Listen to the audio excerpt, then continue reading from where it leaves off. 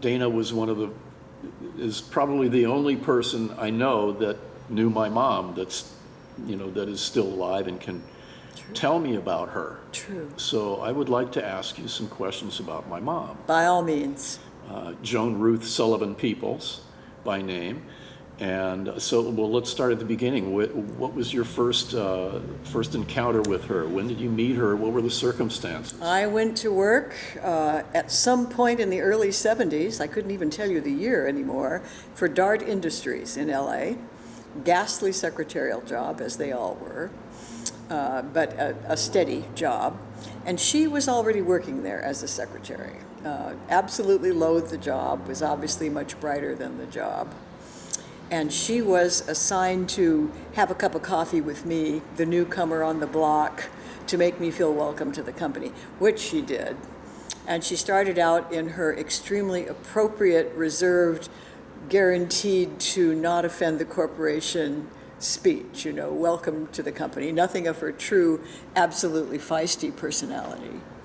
So after we had that cup of coffee, we discovered that we both were thinking alike and had similar senses of humor, and that we weren't dealing with this stuffy image that both of us were portraying.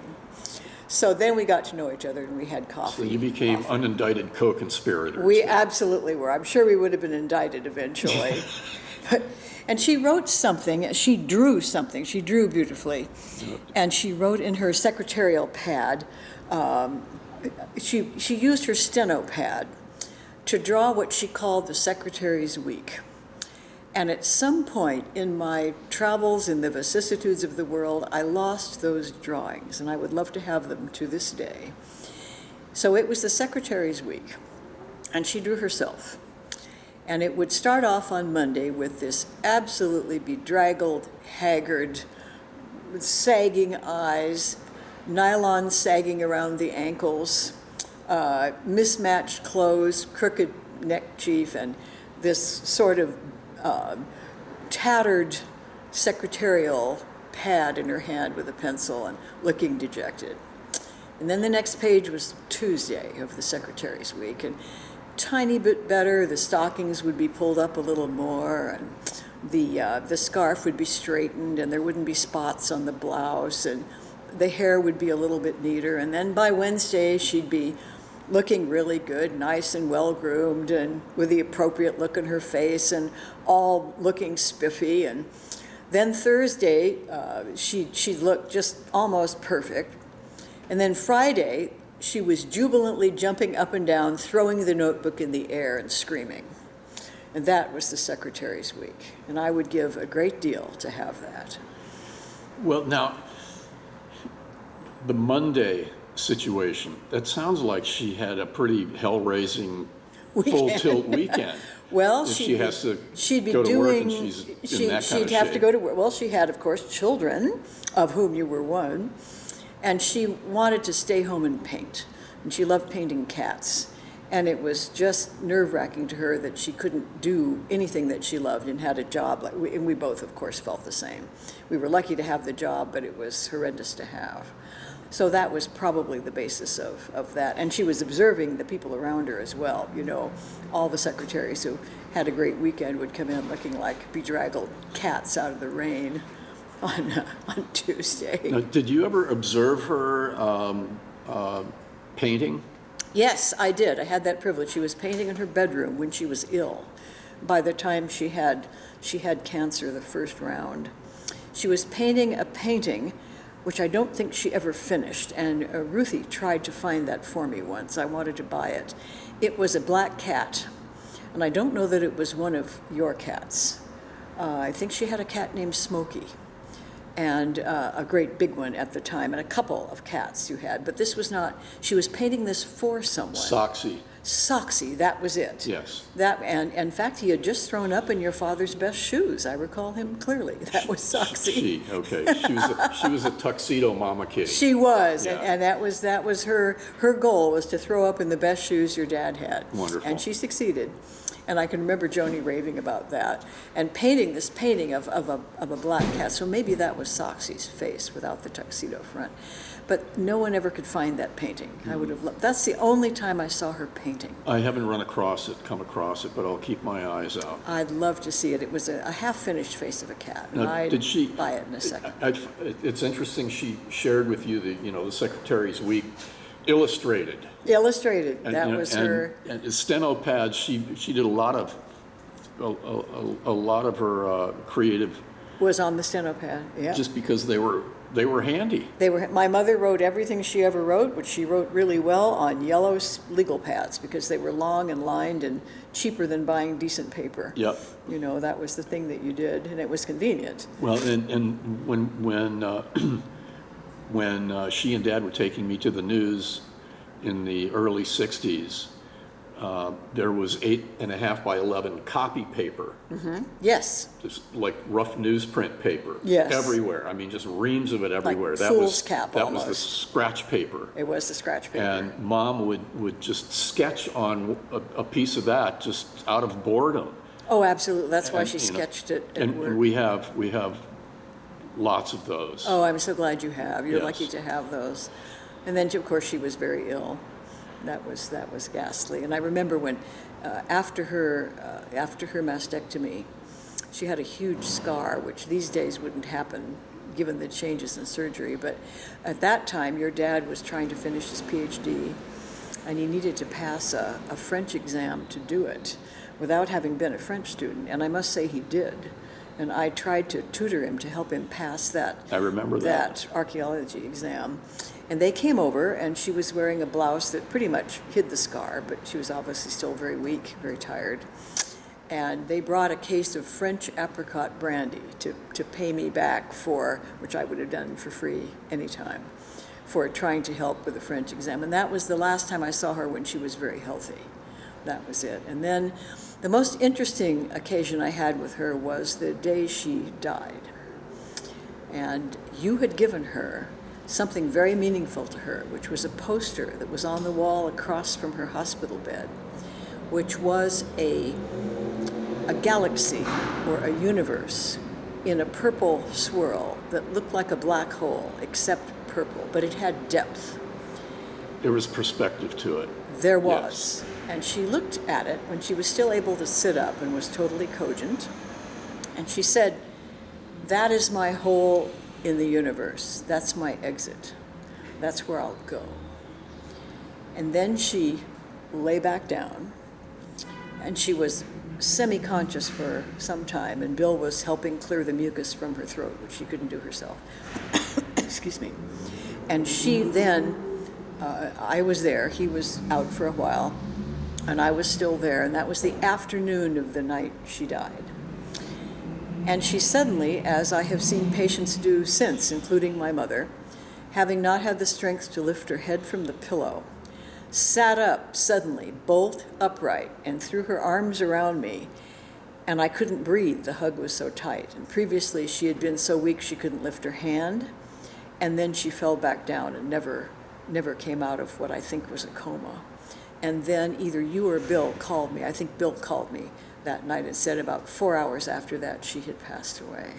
But I was thrilled that she knew where she was going, was absolutely confident about it, didn't feel in the least sad about it. And her only thoughts that afternoon before was that her children wouldn't have a mother. And that was her only regret about dying. So she was very concerned about you to the very end. So I was privileged to know her. And I wish it had been longer. That's our story right there. Thank you for sharing that. Thank you for asking me. It's my great pleasure. Just thank you for being there. Oh, glad I could be. I was glad I could be. So glad I could be. It's testament to how close you were and how close Dad was. We were. I know they were close with you when Paul was, They were. was They ill. were stalwarts. They were very steadfast. They were good people, you know. And it's such a thrill that I still know you and Ruthie after all this time. And to fill in as surrogate mother of the bride for Ruthie, that was wonderful. Tell me about that experience. Oh, I will. If you, this you have to record. I think Ruthie loves this story if she remembers it. We're rolling. All right, we get through the wedding. I am seated between the father-in-law, who was the forensic pathologist from Florida, and his wife, who was an absolutely cold, absolutely, I would have to say, Nordic type woman who wanted nothing to do with Ruthie or me or anyone else. And she was on one side of me and her husband on the other. Now, her husband had spoken no words at all at this reception table the entire afternoon and evening, except for what he had to say to be polite about the wedded couple. But sitting next to me, he said nothing. And his wife got up to go to the restroom, and unfortunately her dress, her floor-length dress, or gown, was caught under the chair, which pulled it a little bit, which deeply irritated her. And she, in haste to get to the bathroom and fix the dress, I think, left her handbag on the table between us, and it was a white satin pleated bag with a very fancy chased brass closure and a chain. And it was quite puffy, like an overstuffed pillow, just stuffed to the gills. We were kind of waiting for the clasp to break and it would shoot forth. Well, the minute she left the space, her husband, in his wonderful Southern accents, said, the only words that he said the entire evening to me, "My wife's handbag weighs more than all the organs of the human body, and I know 'cause I weighed 'em." That was it. She came back and he was dead silent. Married to her, I can see why. So those were the in-laws, not perhaps disposed to accept Ruthie into the family. I'm not sure that ever happened. But, Well, you might give Ruthie this story. She might like to hear that. She may not remember it, but that was very funny. That was very funny. Anyway, grand occasion. So I had fun being surrogate mother of the bride. well, what did you do? Did you walk her down the aisle, or what? I had to represent What was your role? her mother. My role was to help her get dressed, make sure the train worked, and her mother-in-law did most of that. She was much more adept at it. I have to give her credit for that. She'd been to many a society wedding, and this was a society dress. But I was there to speak for Joni, to say the things to the guests and to the in-laws that that Joni would have been able to do. And what did you say?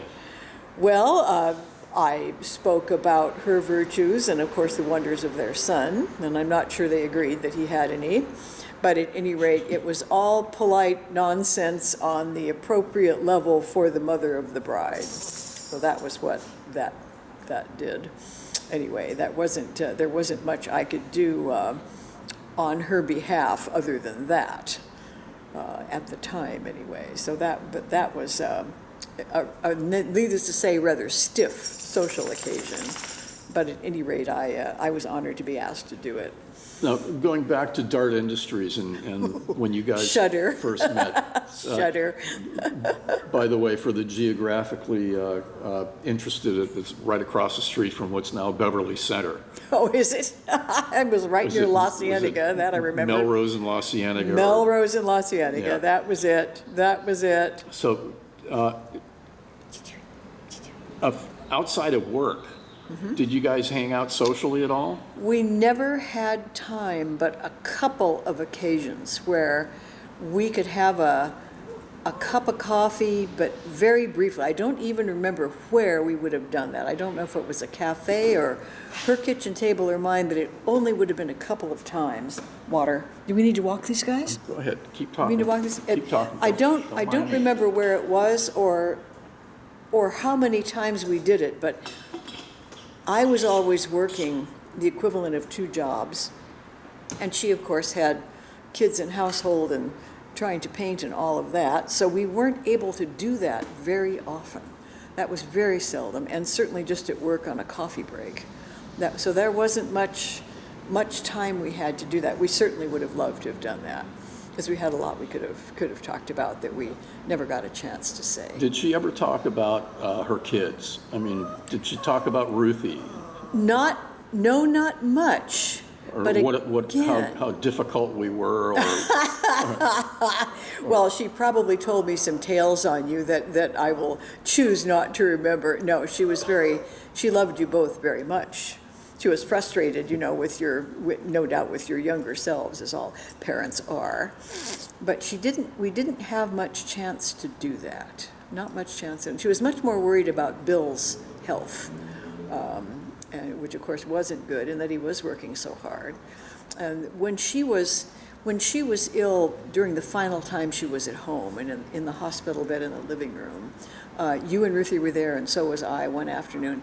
And Bill was working, running a projector at night in just a crummy movie house. It was the only job he could get where he could study on the job by the light of the projector. So it was some porno movie house. Most the unlike Venice him. Theater. There you are. On Venice Boulevard.